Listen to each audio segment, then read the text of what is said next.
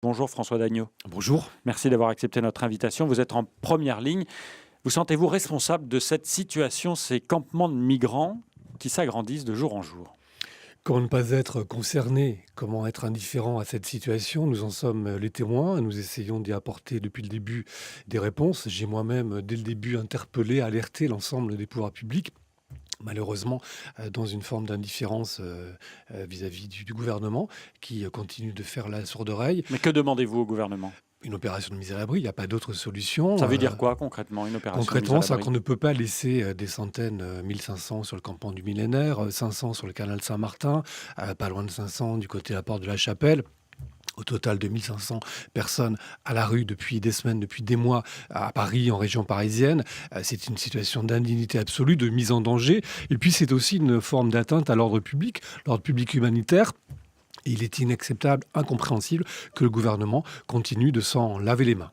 Ce n'est pas d'aujourd'hui votre signal d'alarme tiré auprès des autorités. Nous avons lancé les premières alertes dès la constitution de ce campement C'était quand? au mois de janvier-février. Il y avait combien À de temps? l'époque, il y avait 200 personnes et j'ai écrit au préfet, je m'en souviens très bien, je l'ai interpellé au Conseil de Paris en lui disant, nous savons comment vont évoluer cette situation. Aujourd'hui, il y a 200 personnes. Plus on tardera, plus on attendra, plus la situation va s'alourdir. Malheureusement, j'avais raison. Et aujourd'hui, il est plus qu'urgent d'attendre. Et je me réjouis de la prise de parole forte et grave des associations qui rappellent aussi qu'on n'est pas du tout dans une polémique politicienne. Le sujet n'est pas la confrontation Hidalgo-Colomb, ça c'est n'importe quoi, ça n'a aucun intérêt. Le sujet, c'est comment un pays comme la France peut-il accepter que des personnes qui, pour l'essentiel, relèvent des procédures d'asile, se retrouvent durablement dans ces situations d'indignité, de mise en danger et d'hyper-précarité. C'est une honte sur la République française et le silence du gouvernement est assourdissant. François Dagneau, il n'y a pas vraiment de silence du gouvernement. Il y a une réponse du ministère de l'Intérieur qui dit « Si vous avez besoin du concours de la force publique pour évacuer ces campements, appelez-nous ». Le ministre de l'Intérieur demande à la ville de Paris un chèque en blanc pour organiser une opération de police. Or, nous savons, 1, qu'elle serait absolument indigne, 2, totalement inefficace, et 3, dangereuse, on est à proximité de l'eau. Et une opération qui consisterait à simplement disperser les personnes qui sont aujourd'hui sur ce campement, nous savons parfaitement qu'elle ne les ferait pas disparaître et que quelques heures, quelques jours après, tout se reconstituerait ici ou ailleurs. À la limite, ça n'est même pas le problème. Donc, la façon dont le gouvernement refuse de prendre en compte la réalité, c'est une forme de déni de réalité. C'est un déni de réalité et un déni d'humanité. Ça fait beaucoup. Est-ce que cette création de campement, c'est la suite logique de la fin de cette fameuse bulle qui était dans le nord de Paris et qui a dû être fermée comme c'était prévu dès le départ?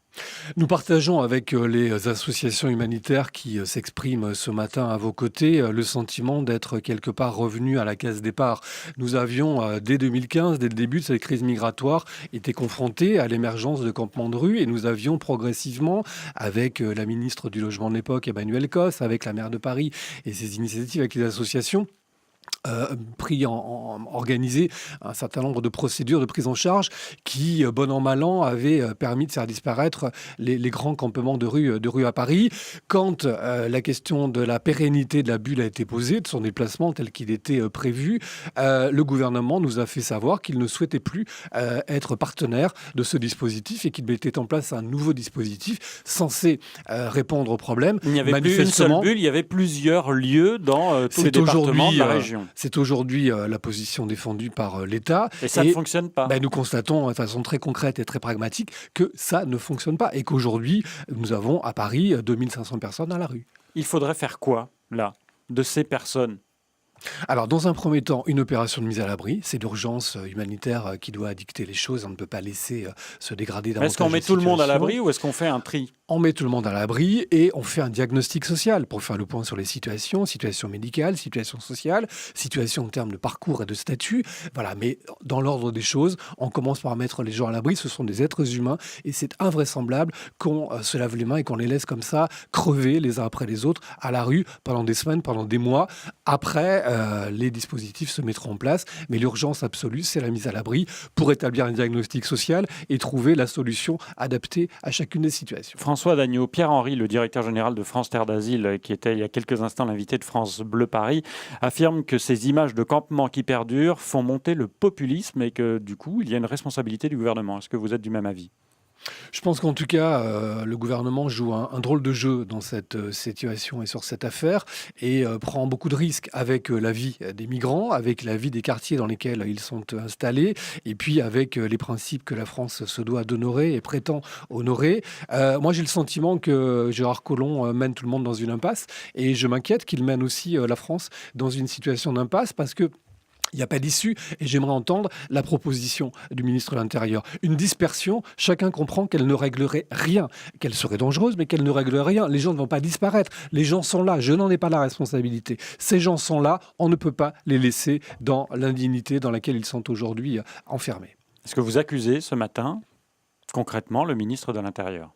Je ne veux pas accuser. Nous, notre démarche, c'est vraiment de trouver des solutions, d'être disponible pour toutes les solutions. La ville de Paris. Mais est-ce que vous pensez, comme certains le disent, et j'ai pu le lire dans la presse, ici et là, qu'il y a aussi une volonté de nuire à la ville de Paris et à Anne Hidalgo, avec peut-être des arrière-pensées politiciennes? Écoutez, c'est tellement mesquin, tellement minable que je ne veux pas l'imaginer. J'ai un minimum de respect pour les fonctions qu'exercent aujourd'hui ces ministres. Donc je leur demande simplement d'être à la hauteur de la responsabilité qui est la leur aujourd'hui et de faire leur job. Il y a une situation d'atteinte à l'ordre public humanitaire, il y a une situation d'indignité. Le gouvernement, le Premier ministre et le Président de la République ne peuvent pas fermer les yeux. Merci François Dagneau d'être venu nous expliquer cette situation dans votre arrondissement, le 19e arrondissement. Vous êtes le maire de cet arrondissement et l'interview est à retrouver en vidéo sur francebleu.fr ainsi que cette pétition signée par une quarantaine d'associations de syndicats qui en appellent à une simple dignité pour ces campements de migrants dans le nord de Paris. Très bonne journée, bon courage. Merci.